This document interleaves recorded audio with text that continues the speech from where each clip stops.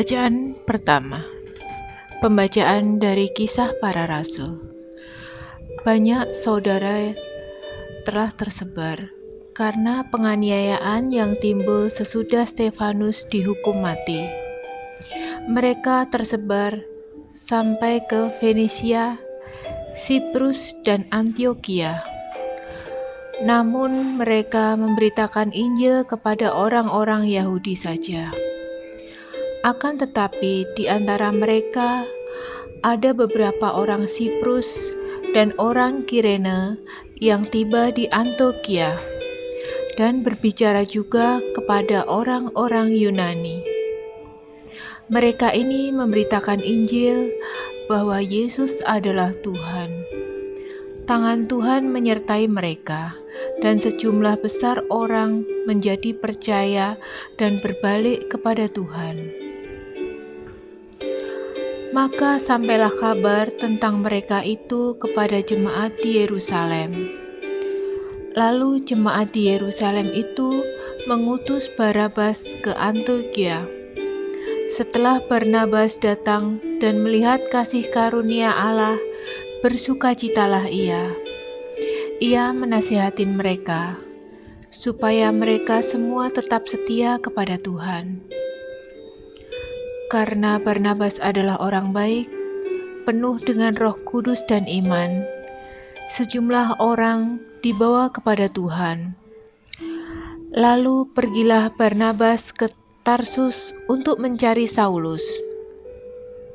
Dan setelah bertemu dengan dia, ia membawanya ke Antiokhia.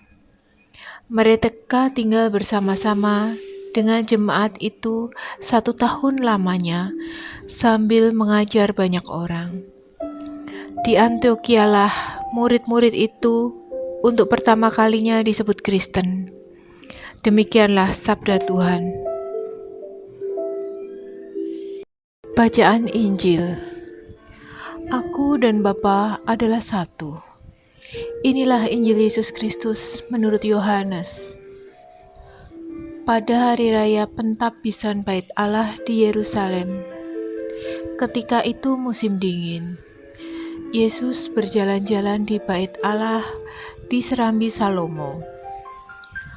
Maka orang-orang Yahudi mengelilingi dia dan berkata kepadanya, "Berapa lama lagi Engkau membiarkan kami hidup dalam kebimbangan? Jikalau Engkau Mesias, katakanlah terus terang kepada kami." Yesus menjawab mereka, "Aku telah mengatakan kepada kamu, tetapi kamu tidak percaya. Pekerjaan-pekerjaan yang kulakukan dalam nama Bapa-Ku, itulah yang memberikan kesaksian tentang Aku. Tetapi kamu tidak percaya. Karena kamu tidak termasuk domba-dombaku. Domba-dombaku mendengarkan suaraku, dan Aku mengenal mereka, dan mereka mengikuti Aku. Aku memberikan hidup yang kekal kepada mereka, dan mereka pasti tidak akan binasa sampai selama-lamanya. Dan seorang pun tidak akan merebut mereka dari tanganku. Bapa-Ku yang memberikan mereka kepadaku lebih besar dari siapapun, dan seorang pun tidak dapat merebut mereka dari tangan Bapa. Aku dan Bapa adalah satu." Demikianlah Injil Tuhan. Renungan hari ini. Di sebuah sekolah tinggi filsafat, pernah ada beberapa orang mahasiswa mengalami kebimbangan mengenai imam akan Yesus. Kebimbangan itu berkutat pada pertanyaan, apakah Yesus itu sungguh-sungguh Allah?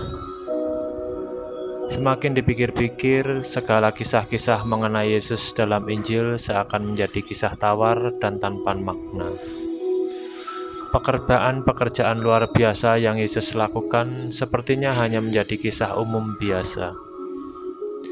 Dalam kebimbangan itu, seolah muncul tuntutan agar Yesus melakukan sesuatu yang mereka harapkan. Sekarang dan di sini, melakukan sesuatu yang memuaskan rasio dan membuat mereka terdiam. tak bertanya apa-apa lagi.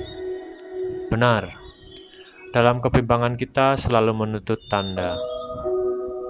Dalam imam yang hanya berdiri di atas dasar rasionalitas apalagi emosi, adalah imam yang kekanak-kanakan. Kita tidak akan pernah sampai atau menemukan pemahaman iman yang mendalam akan Yesus atau Allah. Jika kita berpikir bahwa imam itu hanyalah produk rasio. Imam bukanlah sesuatu yang bersifat matematis. Imam adalah daya kerja ilahi di dalam kemanusiaan. Imam adalah perjumpaan antara Allah dan manusia. Perjumpaan ilahi di dalam kemanusiaan kita sendiri. Kita menjadi sulit beriman jika kita hanya mengandalkan pikiran, kecerdasan, asumsi, kemauan atau kepentingan kita. Beriman secara dewasa terlihat dari bagaimana cara kita memandang kenyataan. Ada begitu banyak hal yang lebih patut disyukuri ketimbang dikeluhkan. Ada begitu banyak guratan-guratan dalam keseharian kita yang melukiskan wajah Allah. Ada begitu banyak peristiwa dalam hidup kita yang sebenarnya hanya histori atau kisah Allah. Ya Allah, sejarah hidup kami penuh dengan keraguan-raguan. Semoga kami semakin mampu mengalami perjumpaan dengan Dikau, sehingga semakin jernih dalam mengenali-Mu. Amin.